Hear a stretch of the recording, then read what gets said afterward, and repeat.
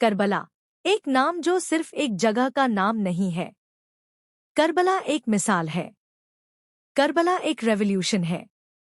Karbala एक sacrifice की कहानी है जहां हक और बातिल, सच और झूठ, इंसाफ और जुल्म आमने सामने थे। आज हम सबको एक बार फिर सोचना चाहिए, करबला का असली मकसद क्या था?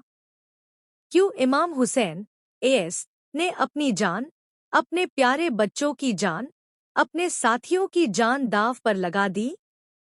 क्या वो सिर्फ एक पावर की लड़ाई थी, या फिर इसके पीछे एक डीपर, एटर्नल मैसेज छुपा था? तो चलिए, आज इस वीडियो में हम समझेंगे करबला का असल मकसद, ताकि वो सिर्फ एक हिस्टोरिकल इवेंट ना लगे, बल्कि एक जिंदा पैगाम बन जाए हमारी जिंदगियों के लिए। पार्ट 1, करबला की बैकग्राउंड, क्या हो रहा था उस वक्त?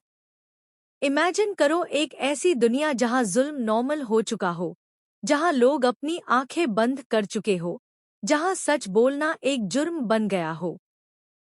नबी मोहम्मद एसडब्ल्यू की वफ़ात के बाद इस्लाम की जो रूह थी, वो धीरे धीरे खत्म होने लगी थी। रूलर्स आए जो इस्लाम के नाम पे हुकूमत कर रहे थे, लेकिन असल में उनका मकसद सिर्फ अपनी कुर्सी बचाना, अपनी पावर को सिक्योर करना था। यही हुआ जब याजिद इब्न मुआविया पावर में आया।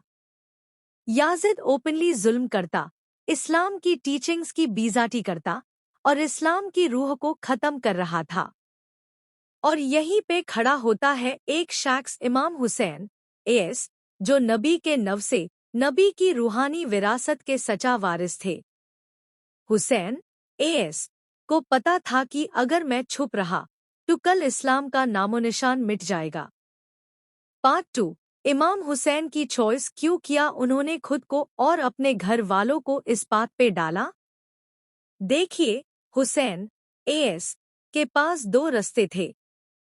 वन की कैप एक रास्ता था कॉम्प्रोमाइज का, वो याजिद की बायत कर लेते और अपनी जान और फैमिली को बचा लेते। टू की कैप दूसरा रास्ता था सच्चाई और हक की हिफाजत का, जिसमें सिर्फ तकलीफ थी, दर्द था और शहादत थी। लेकिन हुसैन एएस ने सेकंड रास्ता चूज किया। क्यों? क्योंकि उनका मिशन पावर या पॉलिटिक्स नहीं था। उनका मिशन था इस्लाम की असली शक्ल को बचाना। वो दुनिया को बताना चाहते थे कि इस्लाम सिर्फ लफ्जों का दीन नहीं, इस्लाम एक जिंदा आइडियोलॉजी है, एक ऐसा सिस्टम जो इंसानियत को जुल्म से बचता है। पार्ट 3, करबला का असली पैगाम जो हमेशा जिंदा रहेगा। करबला का मकसद था स्टैंड लेना अगेंस्ट ऑपरेशन। जब दुनिया में जुल्म छा जाए, जब लोग हक को भूल जाए, जब हर तरफ खौफ हो, तो एक इंसान को, एक मर्द को, एक इंसाफ पसंद को खड़ा होना चाहिए। करबला का मकसद था सैक्रिफाइस फॉर ट्रूथ।